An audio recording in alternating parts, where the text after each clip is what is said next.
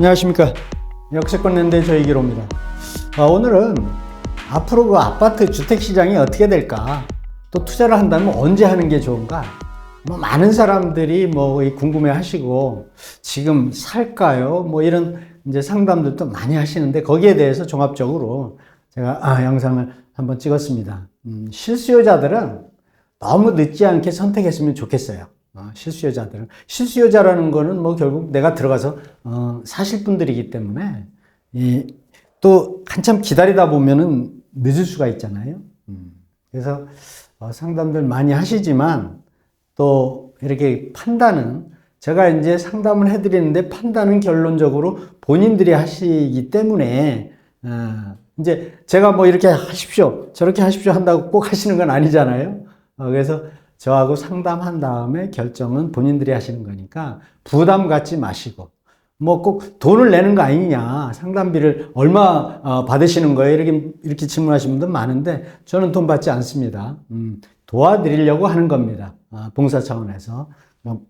부담 갖지 마시고 상담하시기 바랍니다. 아파트 시장의 판단 요인, 언제 투자를 하는 게 좋은가, 거시적으로 봤으면 좋겠어요. 이 부동산은요, 큰 견지에서 봐야지, 미세하게, 섬세하게 보면은 잘 안 보입니다.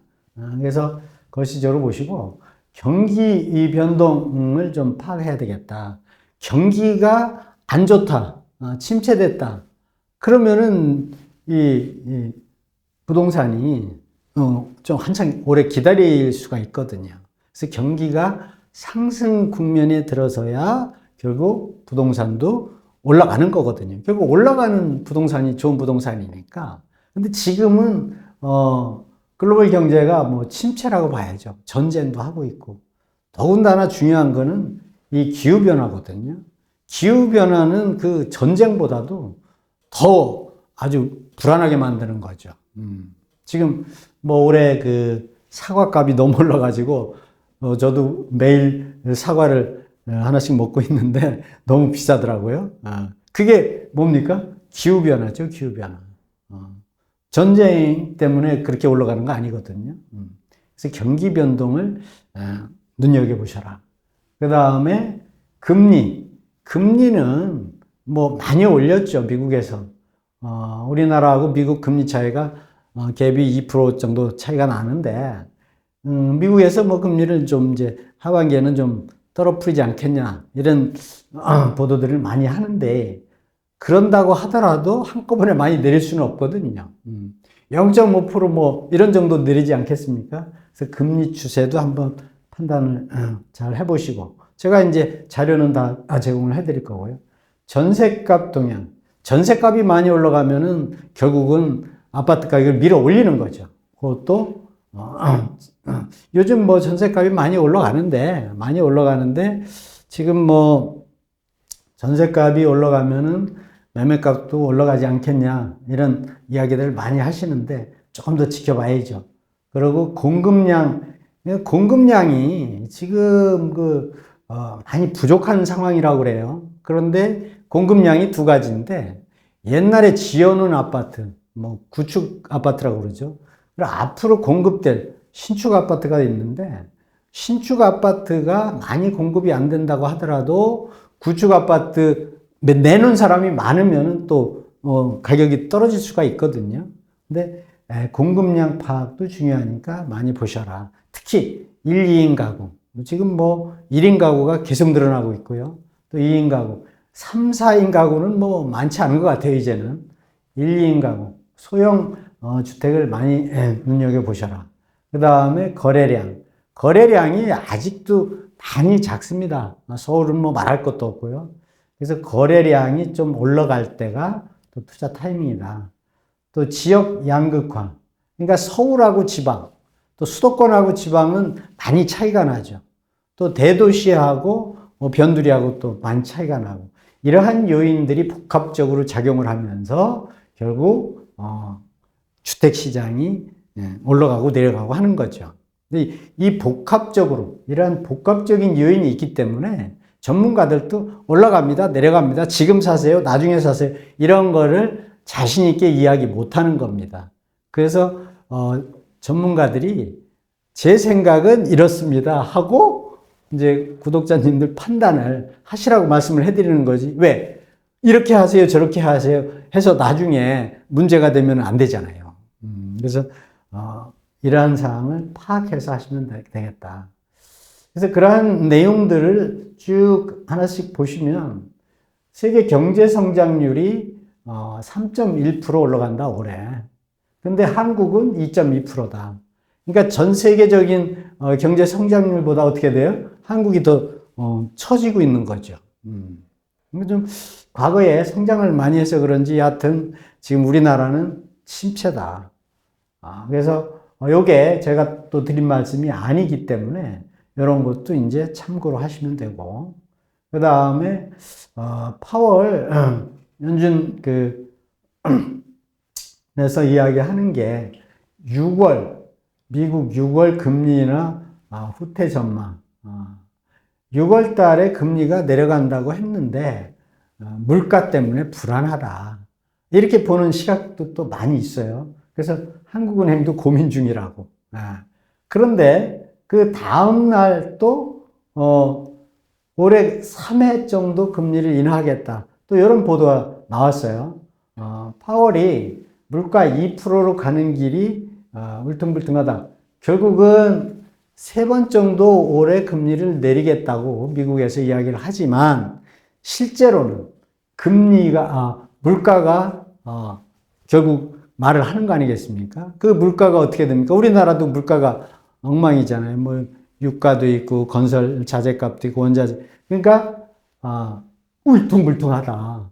그러니까 3회 정도 금리가 내려간다고 하지만은 확실한 거는 더 봐야 된다 그 뜻이죠. 이게 서울신문의 이제 보도 내용입니다. 그 다음에 10년 뒤에는 인플레가 온다. 전 세계에 우리나라만 그런 게 아니라 왜 그러냐 하니까 아까도 말씀드린 기후변화 때문에 그렇습니다. 이것도 동아일보의 3월 22일자 보도 내용인데 이 기후변화 때문에 식량 물가가 엄청 뛴다. 농사를 못 짓는 거죠. 사과도 결국 뭡니까? 제대로 작황이 안 좋은 이렇게 문제가 된 거 아니겠습니까? 그런데 앞으로는 기후변화 때문에 기후변화, 홍수라든가 가뭄이라든가 이거 어떻게 인위적으로 할 수가 없죠. 그래서 앞으로 지금은 물가가 잡혀서 금리를 조금 내릴 수 있을지 몰라도 이 기후를 정확하게 예측할 수는 없잖아요. 그러면은 물가는 또 뛸 수가 있다. 그러니까 인플레이션은 계속 이루어질 수가 있다. 미래에 앞으로. 이유는 기후변화다.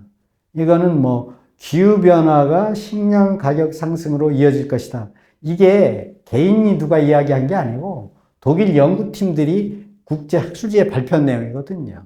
이분들은 이런 것만 계속 연구하시는 분들이니까 저도 여기 한 표 던집니다. 아파트 분양가가 19% 올랐다. 이게 엄청 많이 오른 거죠.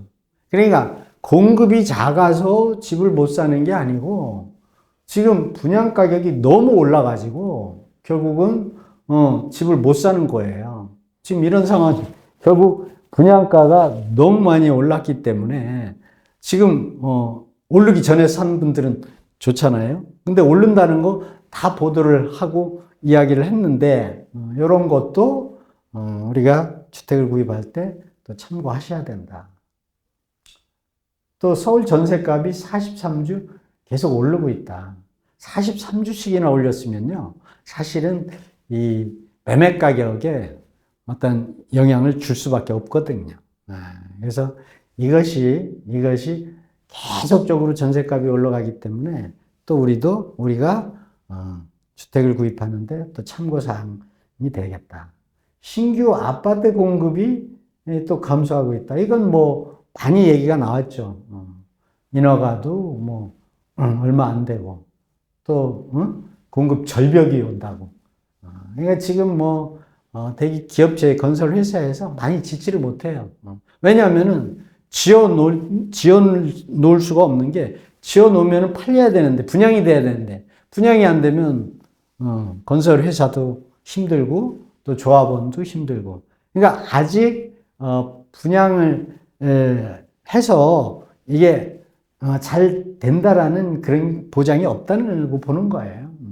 왜? 너무 가격이 비싸니까. 원자재 공사비가 너무 많이 올랐으니까. 그 다음에 1월달 전국 부동산 거래량이 7.2% 늘었다. 그러니까 작년에 비해서 좀 늘었다는 겁니다. 부동산 거래량이 결국 부동산 가격의 그 바로메터인데 7.2% 늘었다라고 해서 이게 많이 늘었다 이런 건 아닙니다. 이 그래프가 이렇게 올라갔다가 이만큼 내려왔잖아요. 조금 올랐다는 건데 요건 더 지켜봐야 되는 거죠.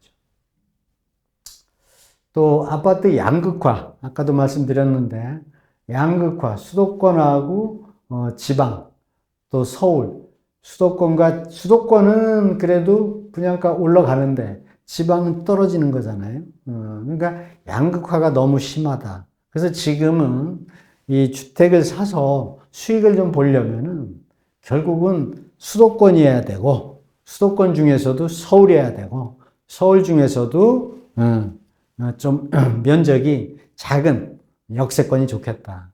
더 좋은 건 신설 역세권이 좋겠다. 제가 늘 말씀을 드리는 내용이죠. 그래서 아파트 투자 시기는 그럼 언제가 좋겠냐?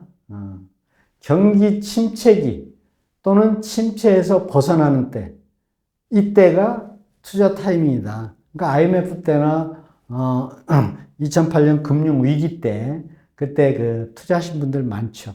근데 대부분 못했죠. 대부분. 그래서 투자는 침체기에 하는 거다. 아니면 침체기에서 조금 이게 벗어나려고 할 때 거래량이 들어간다든지 또 무슨 청약 경쟁률이 뭐 높다든지 여러 가지 제가 앞에서 말씀드린 그런 상황일 때 하는 게 좋다. 그러나 실수요자는 가격이 저렴할 때 하셔라. 너무 기다리지 마셔라. 실수요자는. 어차피 내가 매입을 해서 살 거니까. 그러니까 인플레이션 때는 무조건 부동산에 투자하셔야 된다. 물가가 올라가는데 내 현금 가지고 있으면 손해보잖아요.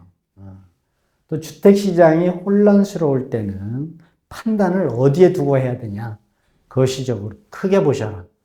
예를 들어서 기후변화라든가 전쟁이라든가 인플레이션이라든가 금리라든가 이렇게 큰 덩어리만 몇몇 개 이렇게 보셔도 여러분들이 판단이 될 수가 있습니다. 그래서 지금은 가격이 저렴한 역세권 소형 아파트를 저는 추천을 하는 겁니다. 그래서 지금도 투자하는데 나쁜 시기다 이런 건 아닙니다. 제가 말씀드린 경기 침체기가 투자 타이밍이라고 말씀드렸잖아요. 왜? 물가는 계속 올라갑니다. 물가는 계속 올라가고 부동산 가격은 계속 올라가요. 왜?